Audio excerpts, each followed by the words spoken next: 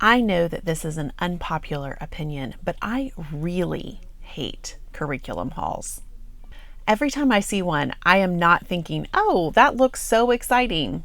What I'm actually thinking is, those videos right there are exactly why so many homeschool moms are stuck. Because curriculum hall videos reward buying instead of teaching.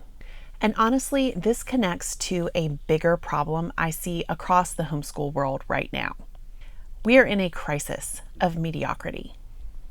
Mothers are capable of exponentially more, but we're settling. We are settling for inconsistency. We are settling for constantly changing everything about our homeschool. And most importantly, we are settling for the illusion of progress instead of actual results. And it is our children who are suffering because of it. Our children deserve our full effort and attention, not another box of curriculum that never gets finished. My name is Ashley Buffa, and I've been homeschooling for 19 years.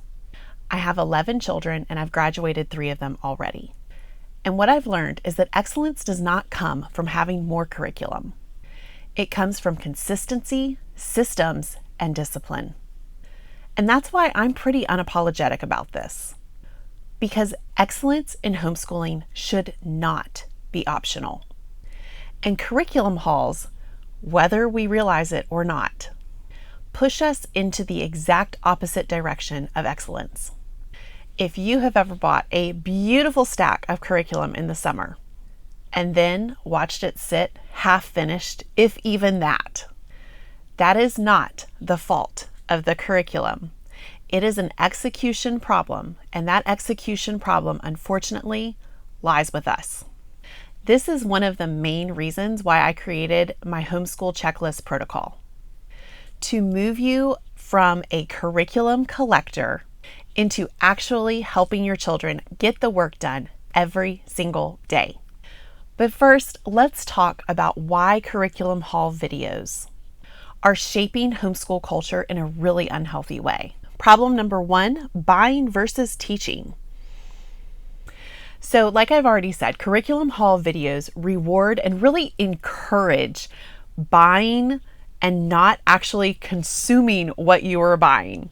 They create all of this excitement and adrenaline rush or dopamine rush, however you want to phrase it, around purchasing new curriculum, new books, new programs, new systems, maybe even a new method of education altogether. But here's the problem. There is no accountability for implementation of the curriculum. I am a firm believer that whatever curriculum you own, if you are actually teaching it and your children are doing it every day, it is going to be better for your children than the very best, the creme de la creme of curriculum. The curriculum that gets done in your home is the best curriculum for your home, whatever that may be. So planning and buying new curriculum, it feels like progress, but it is not. It's the opposite of progress. It is so much easier to just buy a whole new math program than it is to sit down with a struggling math student and figure out where it is he's going wrong and then figure out the path forward. I know this. This is so hard, especially I am not a person who math comes really, really easily to. I know there are some people that, math is their thing, and that is so wonderful. That is such a gift to your children. So I understand the frustration of having a student that is struggling in math and realizing that we just have to sit down and figure it out, not change curriculum. And again, it is much easier to research reading curriculum, phonics curriculum, than it is to sit down and do the daily work day in and day out to help your child learn to read. And I fully understand that sitting there and listening to your child read those basic readers, it's kind of mind-numbing. I'm not a napper in general. Unless I'm sick or unless I'm at the end of a pregnancy, I can't take a nap. But those readers, they almost put me to sleep every single time. So I get it. That daily reading practice that is needed it's hard. It's so hard to do. It's so much more fun to watch a bunch of YouTube videos about the latest, greatest reading curriculum, but just doing the daily work is what's needed here. I just want you to remember that curriculum collecting is not the same thing as homeschooling. Problem number 2, constant switching. So another thing that curriculum haul videos normalize is the constant switching of curriculum. They're basically sending this message that not only is it okay to switch curriculum every year, but you might actually be missing out if you're not.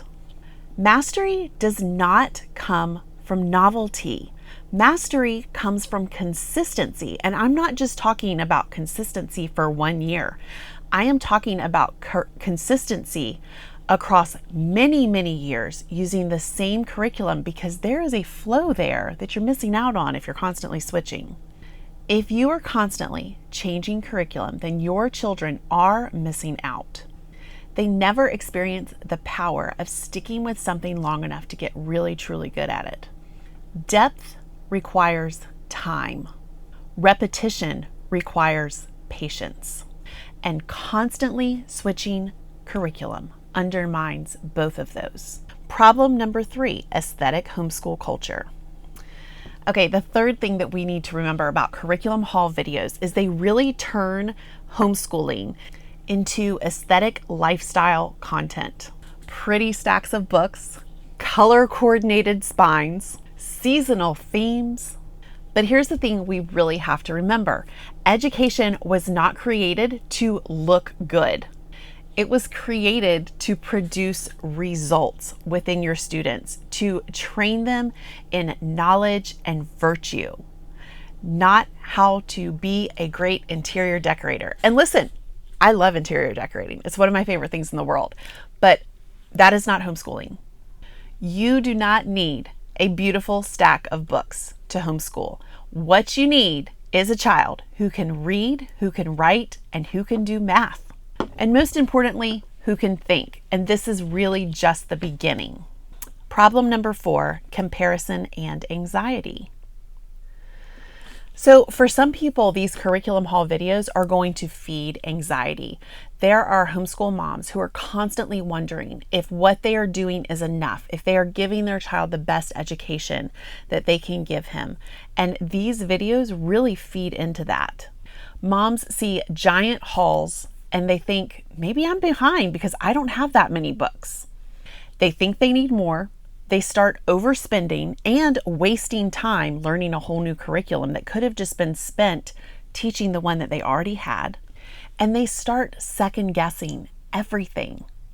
As mothers, we have enough things to second guess. We do not need to second guess the curriculum decision that we made when we were of sound mind and sound body. We just need to commit to seeing it through. There are so many truly excellent homeschools out there that don't use a whole lot of curriculum. They just use what they have extremely thoroughly, and that is the key. Problem number 5, the incentive problem. Okay, so this 5th problem might be the most important problem because this is really the incentivization behind all of these videos in the first place. For many homeschool influencers, these curriculum hauls are not a true representation of what their homeschool curriculum decisions would be if they were not filming for YouTube. They are content, and curriculum haul type videos get a lot of views. Content rewards novelty. It rewards showing new things. It definitely rewards showing something new every year. But I'm here to tell you that excellent education does not work that way. Excellent education rewards consistency. It rewards sticking with something and showing depth. I don't know of a single YouTube creator out there who has filmed a viral video entitled something along the lines of, "We used the same math program again, and it worked." Many influencers also receive free curriculum, affiliate commissions, or brand partnerships. And there's nothing inherently wrong with that. If a YouTube influencer is spending her precious time to make content, she should certainly be rewarded for that content. It's just important that we as homeschool consumers understand those incentives. So if your content relies on showing new materials, you're naturally going to continue on showing new materials. Do you see where I'm going with this? But that does not mean that constantly switching curriculum is the best thing for your homeschool. These curriculum haul videos create a subtle but really powerful message. And that message, I certainly do not agree with it, is that excellent homeschooling requires constantly changing things up. But really and truly, the most effective homeschools usually look pretty boring from the outside. They use the same materials year after year. They repeat. They refine, they get better at teaching the same material. They improve and their children improve. Problem number 6, overplanning, under execution. So one of the 6 things that the curriculum haul videos really encourage is overplanning and under executing. I know so many moms where this is one of their problems that they have confessed to me, is that they spend so much time coming up with the perfect plan, the perfect schedule, the perfect checklist, but then when it is time to actually implement, they don't know how, or they don't want to, or they just want to go back into planning mode again. Planning becomes the hobby, research becomes procrastination. New systems every single year, but no repeatable structure.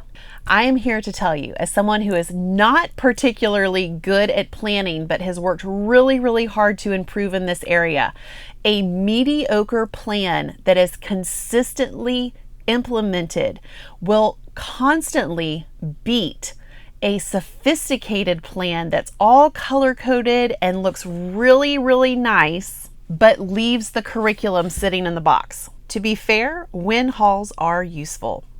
Now, I want to be fair here because curriculum hauls in and of themselves are not inherently bad. There are some times when they certainly are helpful. If you have been thinking independently that what you are using for XYZ subject is just not the best thing after really, really trying hard and maybe getting through the whole year of it, and so you want to explore other options, then it's a good thing to maybe search out a curriculum haul video on the specific subject or the specific curriculum that you're already interested in.